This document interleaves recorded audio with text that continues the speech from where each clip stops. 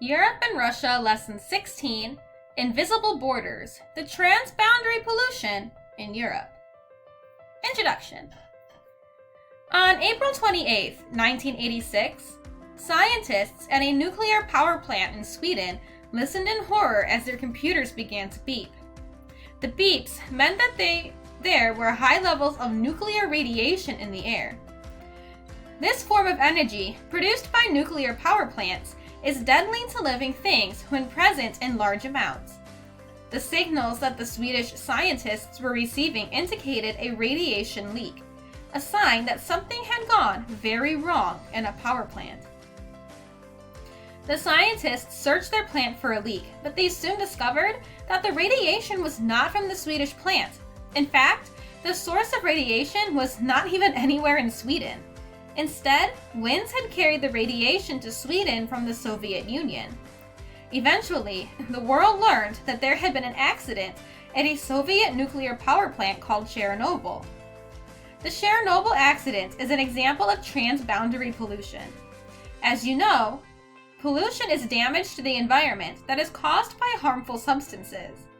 The word transboundary means across country boundaries. Transboundary pollution starts in one country and then spreads to other countries. In this lesson, you will learn about several cases of transboundary pollution in Europe. You will find out how different kinds of pollution begin and how that pollution can then easily cross borders between countries. You'll also learn about people's efforts to reduce transboundary pollution. The essential question for this lesson is, how can one country's pollution become another country's problem? This illustration shows parts of Europe and Asia, including Russia. It also shows one source of transboundary pollution in this region. Notice how far it has spread. Notice how this pollution spreads across borders. Keep this illustration in mind as we try to answer the essential question, how can one country's pollution become another country's problem? The geoterms for this lesson is acid rain, rain that can damage the environment because it contains acid from factories' smoke and car exhaust. Acid rain can damage plants, fish, animals, and even buildings. Nuclear radiation, a form of energy that comes from nuclear reactions. Radiation has no smell or taste, but it can be very harmful to living things. Materials polluted with nuclear radiation are said to be radioactive, not the song. River system. A river and all the streams that flow into it. The streams that flow into a river are called tributaries. There we go. Streams that flow into a river are called tributaries. Transboundary pollution. Pollution that starts in one country and crosses boundaries into other countries. Generally, transboundary pollution is carried by wind or water. The geographic setting.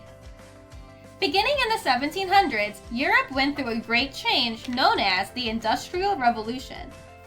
Increasingly, goods were produced by machines instead of by hand. As a result, work moved from homes into factories.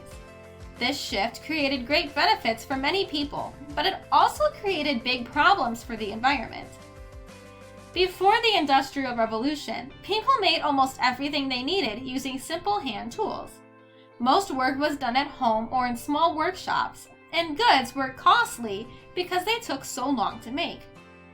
The entire process of producing goods changed during the Industrial Revolution started with the textile industry. The invention of machines to spin cotton and wool into thread and to weave thread into cloth revolutionized how cloth was made. The new machines made cloth faster than people ever could on hand looms. In time, people invented machines to make everything in the modern home, from clocks to computers. The Industrial Revolution has made life better for people in many ways. Machine-made goods are usually cheaper than those made by hand. As a result, many people today can afford to buy goods that only the rich could buy in the past. However, this revolution has also created big environmental problems. As factories churn out their goods, they also produce pollution. Pollution occurs when dangerous substances, such as certain chemicals, are added to the air, water, or soil. Pollution sometimes has a natural cause. A volcano, for example, may pollute the air with poisonous gas. More often, however, pollution is the result of human activity. People create two kinds of pollution. One kind is accidental pollution, or pollution that occurs as the result of an accident. For example, when an oil tanker spills oil into the sea, the spill can pollute vast areas of ocean and coastline, killing fish and seabirds. The other kind of pollution is general pollution, which is caused by everyday activities. One example of general pollution is the smoke that comes from burning coal to produce electricity. The smoke from coal-burning power plants pollutes the air and additionally contributes to acid rain. This type of precipitation is rain that has been turned slightly acidic, like vinegar, by polluting the air. Acid rain can harm plants, fish, and other animals, and even buildings. Pollution is an even bigger problem when it spreads. Wind currents can quickly spread pollution into the atmosphere. Water currents can spread it almost as rapidly through a river system, which includes a river and all the streams that flow into it. Pollution that occurs in one country can quickly become another country's problem. In the corner we have an illustration from 1858 showing the River Thames in England after the Industrial Revolution had revolutionized production. The figure in the rowboat is a symbol of death. The artist used this to represent the poisoning of the Thames by pollution. So we can see that there are things floating in the water, maybe bugs or fish or something, and our symbolic person of death boating his way down, collecting all those souls who died in the River Thames because of pollution from the Industrial Revolution. The Chernobyl radiation accident. At 1:23 a.m. on April 26, 1986, an explosion rocked the Chernobyl nuclear power plant. A fireball of radioactive dust rose 3 miles into the air, and soon the radioactive cloud rode the winds to places thousands of miles away. A terrible accident at a single power plant became a matter of concern for the entire world. The Chernobyl nuclear plant is about 60 miles from the city of Kiev in Ukraine, which was then part of the Soviet Union. Ukraine later became independent after the Soviet Union broke up into 15 separate countries. Chernobyl was one of the hundreds of nuclear power plants operating in about 30 countries around the world. These plants, most of which continue to operate, use uranium for fuel. The uranium is mined from the ground like coal or copper, and then put in a special container called a nuclear reactor. Inside the reactor, the uranium gives off energy in the form of heat. The heat is used to boil water, which in turn creates steam that powers a turbine to produce electricity. During the Chernobyl accident, one of the reactors got too hot to control. This accident did not just happen. It occurred when workers doing a routine check failed to follow their own safety rules, and as a result, an explosion blasted through the reactor. The explosion started a fire that quickly raged out of control, but the biggest problem was not the fire. It was the huge cloud of deadly radioactive dust that formed over Chernobyl after the explosion. The radioactive cloud did not remain over Chernobyl for long. Winds sent it north towards Sweden and then south towards Central Europe. Radiation also moved east across Asia and then eventually across the Pacific Ocean to reach the United States. The countries closest to the Chernobyl disaster suffered the most. Hardest hit was Belarus, another former Soviet nation that borders Ukraine to the north. About 70% of the radioactive dust from Chernobyl fell on Belarus, contaminating its soil and water. As a result, the people of Belarus eat, drink, and breathe radiation every day. This exposure to radiation has led to higher rates of cancer in Belarus than in other countries. The people of Lapland also suffered as a result of the accidental pollution from Chernobyl. Lapland is an area in the far north part of Europe, including part of Sweden, Finland, and Russia. Many people in Lapland fish or raise herds of reindeer for a living. After the Chernobyl accident, radiation polluted their fishing grounds and reindeer herds, killing large number of fish and reindeer. Those that survived were not safe to eat. Here we can see 3 maps that show how quickly the winds spread the radiation that was released by the Chernobyl explosion. The first one we see April 26, 1986, and we can see Chernobyl right there in Ukraine, and a little dust cloud floating away. That cloud is the radiation that the winds are blowing. 4 days later, on April 30th, 1986, now we can see that it has spread north, going into Sweden and Finland and Norway, and it's going like southwest toward Italy and France and Germany.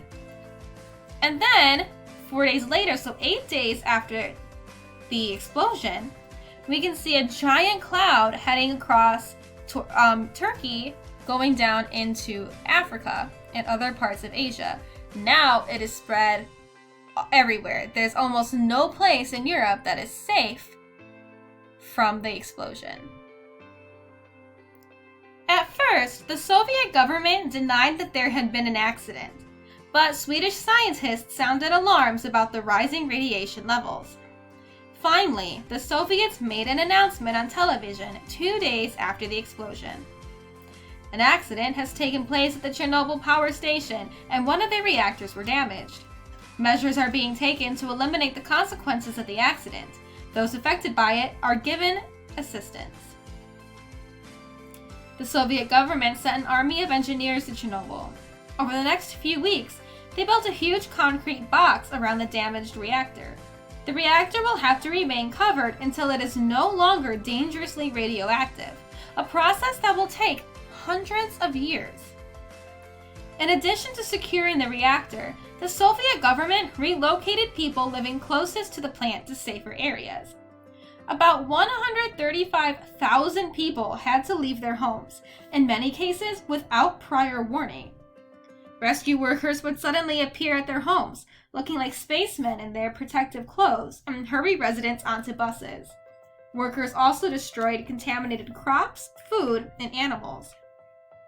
Despite these efforts, thousands of people will eventually die in Ukraine from health problems caused by radiation. Chernobyl was the world's worst nuclear accident. Since then, world leaders have paid greater attention to improving safety at nuclear power plants. Changes in reactors make them less likely to overheat and easier to shut down in an emergency. These efforts reduce the changes that accidents at power plants will cause major radiation pollution in the future. The Black Triangle and acid rain. Tourists flock to Europe each year to visit its famous monuments. Some of these monuments, such as ancient Greek temples and Roman bridges, are more than 2,000 years old. They have survived wars, floods, and fires, but their stone structures may not survive modern pollution. Acid rain is slowly eating away at these precious relics.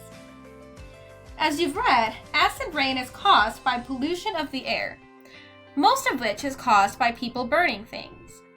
A century ago, when many people burned coal to run factories and heat their homes, thick clouds of soot hung over many cities. Today, exhaust from factories and cars is the main source of air pollution and, in turn, acid rain. Air pollution is a problem in many places, but some areas create more pollution than others. Historically, a major source of air pollution and acid rain was the Triangle, where Germany, Poland, and the Czech Republic meet. Many factories and power plants in this region used to burn lignite, a soft brown coal, as their main fuel. Because soot from the burning coal blackens the air, this area has often been called the Black Triangle. When lignite burns, it gives off 2 chemicals, sulfur dioxide and nitrogen oxides. When these 2 chemicals react with water, they form acids. Acids have a sour taste. For example, you can taste acid in lemon juice or vinegar. Acids are also corrosive, which means they will slowly eat away at something until it is destroyed. Acid rain results from sulfur dioxide and nitrogen oxides mixing with water in the air. When acid rain or snow falls on lakes, it can turn the lake water acidic. In some lakes, high acid levels have killed fish. Acid rain can also harm forests, weakening trees by eating away at their leaves or needles. In the past, the Black Triangle was filled with sick trees without leaves. However, this has changed somewhat since the 1990s. After the fall of communism and with funding from the European Union, transboundary cooperation to clean up the region occurred. Also, some factories and power stations abandoned lignite. The environment has recovered to a great extent, but pollution remains a problem, especially because of heavy industry in Poland and the Czech Republic. Ever since people began burning coal as a fuel, acid rain has been a problem. But in the past, the problem was more severe in cities, where most factories were located and large number of people lived. Beginning in the 1950s, however, acid rain was no longer mostly an urban problem. Around that time, coal-burning factories and power plants began constructing very high chimneys. The smoke coming out of these chimneys was carried away by high winds.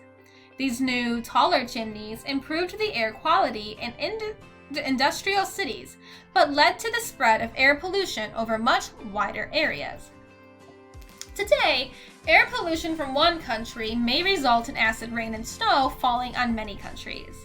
For example, in the 1980s, much of the pollution that caused acid rain in Sweden and Norway originated in other countries, particularly the United Kingdom. Naturally, all the countries of Europe are concerned about reducing acid rain and air pollution that causes it. They recognize that such an undertaking, however, involves a cooperative effort. The countries of Europe have been working in many ways to reduce acid rain and its effects. One approach has been through legislation, particularly European Union legislation. Thanks in part to this legislation, sulfur dioxide emissions declined by 94% between 1974 and 2011 in the European Union. Another approach has been to promote new technologies that reduce pollution. For example, many factories and power plants that burn coal have installed devices called smokestack scrubbers. These scrubbers chemically remove the sulfur dioxide from the gases, leaving the smokestack. As a result, less pollution enters the air. Another technology that reduces air pollution is a catalytic converter, equipment that is required on new cars in places such as the United States, Canada, and the European Union. The converter works in a similar way to the smokestack scrubber to reduce the emission of sulfur dioxide and nitrogen oxides from exhaust pipes. Other pollution-reducing technologies have been created for specific appliances and businesses. A third approach to reducing acid rain has been to decrease the use of coal as a fuel for power plants and factories. Scientists today have found and continue to seek new ways to harness the power of the wind, water, and sun to generate power that does not pollute the air or cause acid rain. If, over the summer, you are really wanting to learn more about geography to help you with 7th grade, you would learn more about alternative energy sources in Lesson 24. The Tisa-Danube cyanide spill. On January 30th, 2000, a large amount of cyanide spilled into a river in the Eastern Europe. Cyanide is a toxic chemical that is used in mining and other industries. This accidental spill triggered the worst environmental disaster in Europe since Chernobyl. In fact, many people call the spill the water Chernobyl. Central and Eastern European countries are still seeing the effects of this disaster. The accident occurred at a mining operation in Romania, which is one of the 19 European countries through which the Danube River system flows. The mining company uses cyanide to separate gold from less valuable rock, and then store the cyanide in a pond formed behind a small dam. On the night of the spill, a driving rain swelled the pond, causing the river to reach a dangerous level. Suddenly, the dam burst. About 100,000 cubic meters of water laced with cyanide spilled out of the pond and into a river. This surge of toxic waste was enough to fill about 30 Olympic-sized swimming pools. The cyanide spilled first into the Sasmos River in Romania. The Sasmos carried the toxic waste across Hungary, where it entered the Tisa River. The Tisa then emptied into the Danube River, which carried the toxic spill across Serbia and Montenegro, which was then one country, and Bulgaria. Finally, the cyanide emptied into the Black Sea. The first sign of this transboundary pollution was dead fish. The cyanide killed some 200 tons of fish as it washed down the Tisa River. Otters living in all three rivers died by the hundreds after eating the poisoned fish, and the river's bird populations, especially fish-eating species, were also affected. The toxic spill also affected the water supply of some 2.5 million people along the Danube River system. Fearing the pollution, towns along the Tisa and Danube shut down their water systems. People near the rivers flew black banners and posted warning signs for people to stay away from the water. Many tourists canceled their trips to the area, fearing the contamination. The deadly effects of the cyanide did not last long, as it breaks down in sunlight. By the time the spill reached the Danube, it was no longer toxic to fish. However, fish populations in the Sasmos and Tisa were affected, and though they have returned to around their pre-spill levels, there are now fewer species. The spill did have one positive outcome. It focused people's attention on pollution throughout the Danube River system. In addition to mining accidents, the runoff from farms adds chemicals and fertilizers to the river water, and boats pollute it with oil and lead. Factories also pollute the rivers, and many towns dump untreated sewage into these waterways. In recent years, microplastics, pieces of plastic no larger than 5 millimeters, have littered the water, and fish mistake the plastics for food sources. The United Nations Environmental Program and the European Union, as well as other environmental organizations, have all committed to helping solve the Danube's environmental problems. In addition, the International Commission for the Protection of the Danube River was established in 1998. The members of the Commission represent 14 countries that share the Danube River system and the European Union. They are working together to find ways to reduce transboundary pollution in this region. On June 29, 2004, the Commission held its first Danube Day.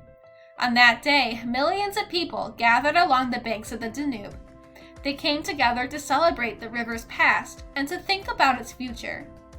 Each country held different events, but they all began with this simple truth: everybody lives downstream. In summary, we read about the transboundary pollution in Europe. Pollution has many causes. Sometimes pollution occurs naturally, but more often people cause it. Radioactive pollution, like that released from the Chernobyl power plant, usually results from an accident. Acid rain, which comes from air pollution, is an example of general pollution. We also saw how easily pollution can be spread by wind and water. The Tisa Danube cyanide spill showed how an accident in one country can affect an entire river system. Of course, we know that transboundary pollution is not only a problem in Europe.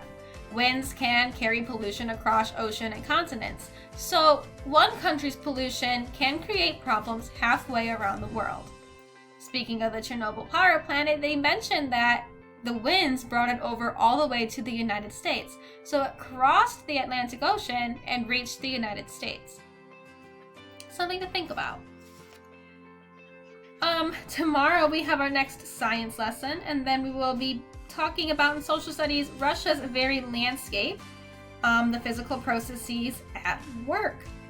So that is all that I have for you today, and I will see you tomorrow for science. Bye.